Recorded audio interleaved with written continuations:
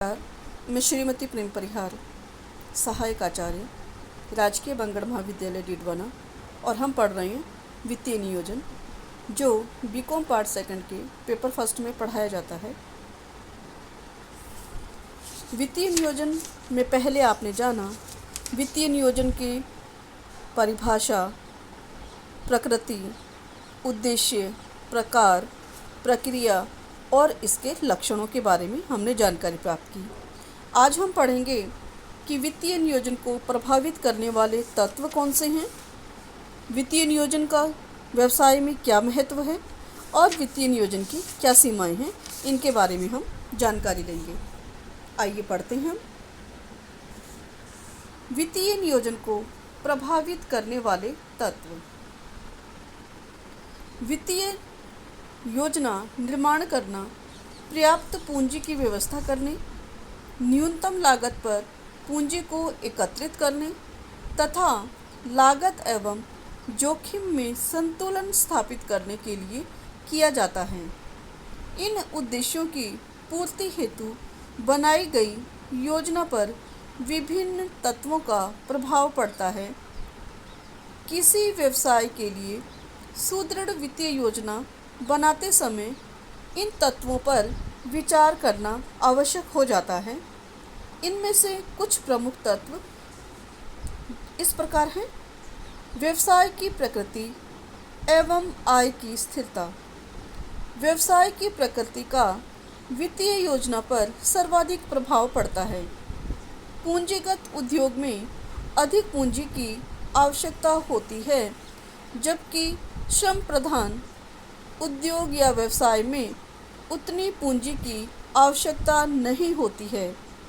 इसके अतिरिक्त व्यवसाय में आय की स्थिरता एवं नियमितता, विकास की संभावनाएं, निर्मित वस्तु की मांग में कमी और वृद्धि, उत्पादन प्रक्रिया की प्रवृत्ति भी पूंजी की आवश्यकताओं और पूंजी साधनों को प्रभावित करती है।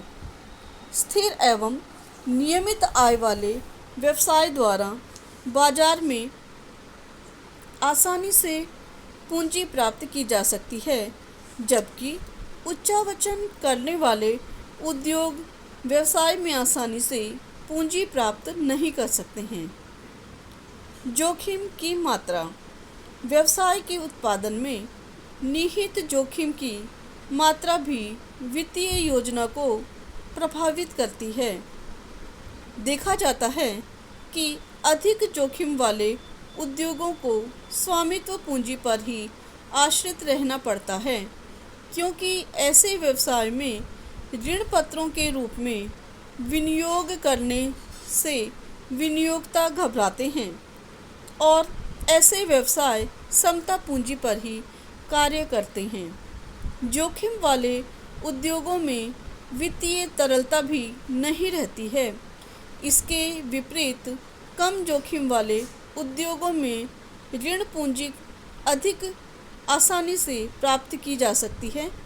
ऐसे उद्योग स्वामियों की क्षमता पर अधिक लाभ दे सकते हैं और इनमें तरलता भी बनी रह सकती है, यानी कम जोखिम वाले व्यवसाय को बाजार से ऋण आसानी से मिल सकता है। व्यवसाय की स्थिति एवं आकार। बड़े आकार की व्यावसायिक संस्था के लिए अधिक धन की आवश्यकता होती है, जबकि छोटे आकार की इकाई के लिए कम धन की। बड़े आकार अधिक आयु तथा प्रबंधकों एवं प्रवर्तकों की ख्याति वाली व्यावसायिक संस्था को धन एकत्रित करने में कठिनाई नहीं होती है, क्योंकि ऐसी संस्थाओं में प्रत्येक विनियोक्ता धन लगाने को तैयार रहता है।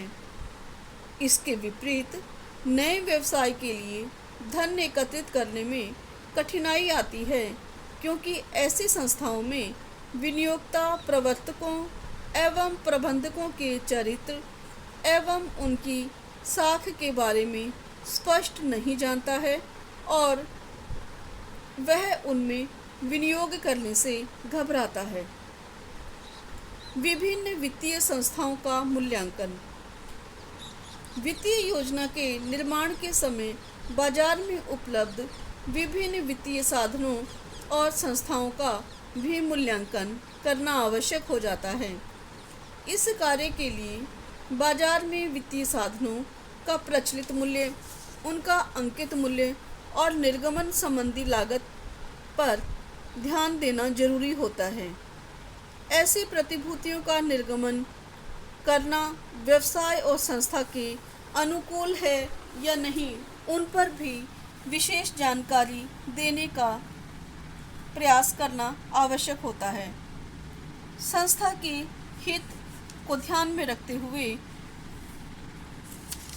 इन प्रतिभूतियों के निर्गमन के संदर्भ में सभी बातों की जानकारी प्राप्त कर लेनी आवश्यक है।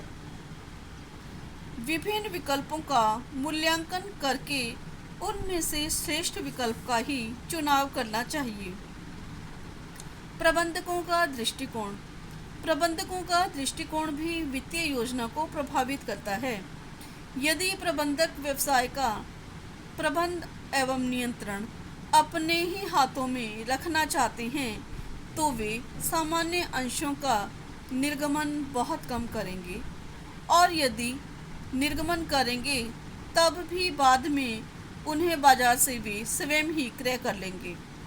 ऐसे प्रबंधक भावी विस्तार कार्यक्रमों के लिए क्रय पूंजी तथा लाभों के पुनर्विनियोग की व्यवस्था भी स्वयं ही करेंगे। यानी प्रबंधकों का दृष्टिकोण भी वित्तीय नियोजन को प्रभावित करता है, वित्तीय योजनाओं को प्रभावित करता है। सरकारी नियंत्रण। वित्तीय योजना विभिन्न सरकारी नीतियों, नियंत्रणों एवं नियमों से भी प्रभावित होती है। जैसे प्रतिभूतियों का स्कंद बाजार में सूचीयन करने के लिए भारतीय प्रतिभूति एवं विनिमय बोर्ड से अनुमति लेनी पड़ती है। ऐसी अनुमति तभी दी जाती है जब वर्तमान प्रतिभूति मिश्रण आदर्श हो एवं नियमों के अनुकूल हो। यानी सरकारी नियंत्रण भी वित्तीय योजना को प्रभावित करता है। सरकार की नीतियाँ, बाजार की दशाएं, ब्याज की दरें, ये बाह्य घटक हैं जो हमारी वित्तीय योजना पर प्रभाव डालते हैं। मुद्रा बाजार की दशाएं, इसके अंतर्गत प्रतिभूतियों का आकार, उनका निर्गमन मूल्य, पूंजी निर्गमन का समय आदि वित्तीय योजना को प्रभावित करता है। बाजार की दशाओं में पूंजी प्राप्ति के स्रोतों का प्रभाव पड़ता है। विनियोक्ताओं का दृष्टिकोण भी वित्तीय योजना को प्रभावित करता है। विनियोक्ता ऋण पत्रों को प्राथमिकता देते हैं और कभी सामान्य अंशों को, तो सामान्य अंशों में भी अधिमान अंशों को। यह विनियोक्ताओं के दृष्टिकोण पर निर्भर करता है कि वह किन प्रतिभूतियों का क्रय करेगा, और यह हमें बाजार की दशाओं को देखकर अच्छे से जानकारी लेनी आवश्यक हो जाती है कि हमारी वित्तीय योजना कितनी फलीभूत होगी। सरकार द्वारा विभिन्न प्रकार के कर और लाइसेंस नीतियों और औद्योगिक एवं श्रमिक नीतियों का निर्माण किया गया है जो हमारे व्यवसाय को प्रभावित करता है और साथ ही हमारे वित्तीय योजनाओं को भी प्रभावित करता है। ब्याज की दरें अगर सामान्य स्तर से ऊंची हो तो उस समय ऋण द्वारा अर्थ प्रबंधन उचित नहीं होता, क्योंकि इससे संस्था के लाभों पर ब्याज का भार बढ़ जाता है।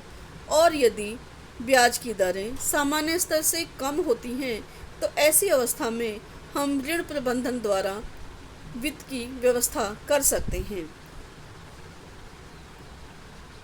वित्तीय नियोजन का महत्व। वित्तीय नियोजन एक सफल व्यवसाय की सफलता की कुंजी है। इसके महत्व हेतु हम निम्न बिंदुओं का अध्ययन करेंगे, जिसमें पहला है न्यूनतम लागत पर पूंजी की उपलब्धता।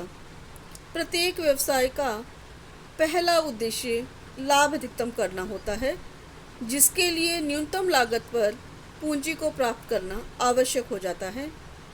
पूंजी की आवश्यकता प्रवर्तन, विस्तार, नए उत्पादन और आधुनिकीकरण सभी के लिए चाहिए होती है और ऐसी स्थिति में पर्याप्त और समय अनुकूल वित्त की व्यवस्था करना बहुत आवश्यक है।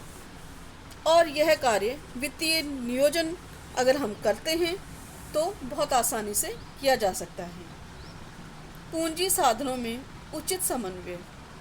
संस्था के कुल पूंजी साधनों में अनेक प्रकार के संसाधन हो सकते हैं, जिसमें ऋण पूंजी है, समता पूंजी है, विभिन्न संस्थाओं से ऋण है और प्रवर्तकों से ऋण आदि हैं। इनमें लागत भिन्न भिन्न होती है और इनका एक उचित संतुलन होना आवश्यक है, जिससे कि वित्तीय नियोजन न्यूनतम लागत पर अनुकूलतम पूंजी संरचना का निर्माण कर सके। पूंजी की सुरक्षा। वित्तीय नियोजन द्वारा संस्था को अपने पूंजी साधनों को सुरक्षित करने में सहायता मिलती है। विभिन्न मशीनें, उत्पादक संयंत्र नई तकनीक आने के कारण अप्रचलित हो जाते हैं, इसलिए इनमें विनियोजित पूंजी का अधिकतम उपयोग करने के लिए यह आवश्यक है कि इसके लिए पहले से अग्रिम व्यवस्था की जाए। संचालन क्रियाओं में मितव्ययता और समन्वय। वित्तीय नियोजन जटिल संचालन क्रियाओं में मितव्ययता लाने और अपव्यय रोकने में सहायक होता है। व्यवसाय की विभिन्न संचालन क्रियाओं में समन्वय स्थापित करके वित्तीय नियंत्रण और कार्यकुशल लाभ अर्जित किया जा सकता है। मूल्य स्तरों में परिवर्तन। आर्थिक वातावरण में व्यावसायिक संस्थाएं जिस तरह से काम कर रही है, उसमें तीव्र गति से मूल्य स्तर में वृद्धि हो रही है। ऐसी स्थिति में संपत्तियों की प्रतिस्थापन लागत उनकी मूल लागत से अधिक हो जाती है। इसलिए इन संपत्तियों में विनियोजित धन की सुरक्षा के साथ साथ इनके बढ़े हुए मूल्य पर प्रतिस्थापन भी करना आवश्यक हो जाता है। इस कार्य के लिए जिस अतिरिक्त धन की आवश्यकता होती है, उसकी व्यवस्था भी हम वित्तीय नियोजन के द्वारा करते हैं। संपूर्ण संस्था की सफलता। उत्पादन, वितरण, विपणन आदि सभी कार्य वित्त पर निर्भर करते हैं और संस्था की सफलता और विफलता वित्तीय योजना की सुदृढ़ता पर निर्भर करती है। इसलिए यह आवश्यक है कि संस्था सभी क्रियाओं का नियोजन कुशलतम तरीके से करे।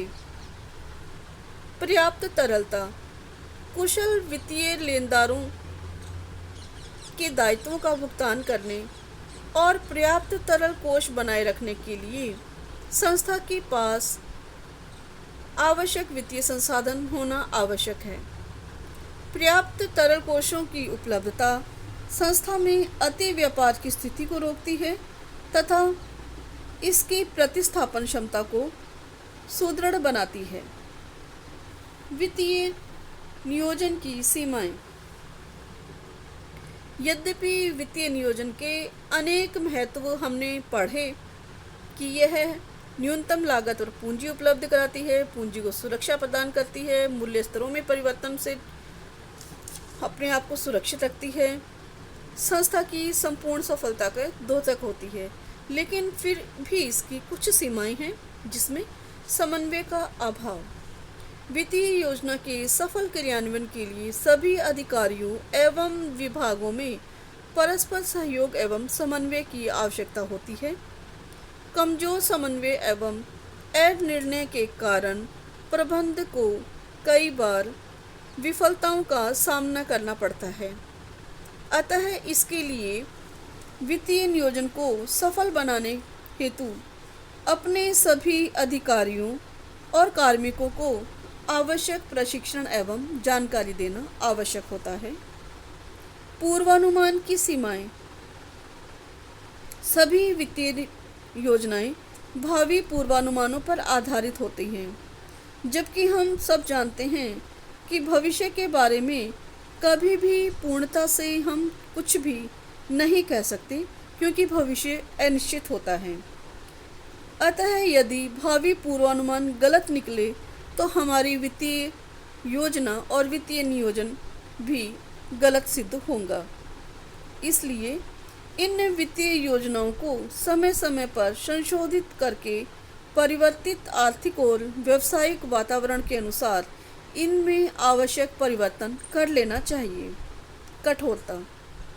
सामान्यतः एक बार वित्तीय योजना तैयार हो जाने के बाद उस पर कठोरता से अमल किया जाता है और प्रबंधक योजना के प्रति कठोर हो जाता है। वह योजना में सामयिक परिवर्तन करने को तैयार नहीं रहता, जिसके परिणाम स्वरूप वित्तीय योजना धीरे धीरे प्रभावहीन होने लगती है। इससे बचने का उपाय है कि हमारी वित्तीय योजना सरल और लोचशील होनी चाहिए, ताकि हम वित्तीय नियोजन की सभी लाभों की प्राप्ति कर सकें।